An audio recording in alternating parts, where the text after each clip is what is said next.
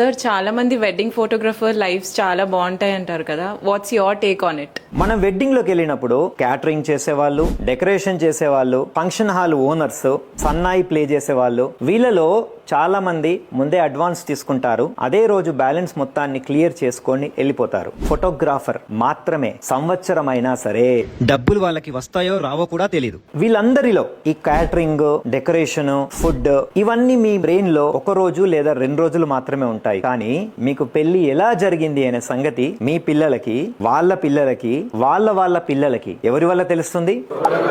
అయినా సరే అందరికంటే లాస్ట్ మనకే డబ్బులు వస్తాయి. ఇంకో ఎమోషనల్ స్టోరీ కూడా ఉంది. అదేంటంటే అందరికంటే ఫస్ట్ వెడ్డింగ్ హాల్ కి వెళ్ళేది మనమే, అందరికంటే లాస్ట్ వెడ్డింగ్ హాల్ నుంచి బయటకు వచ్చేది కూడా మనమే, అందరికంటే ఫస్ట్ ఫుడ్ చూసేది మనమే, చూసేది మాత్రమే మనం. ఎందుకు? ఫొటోస్ తీయడానికి వెళ్తాం, కానీ ఏది మిగిలితే అది లాస్ట్ కు తినే వాళ్ళం కూడా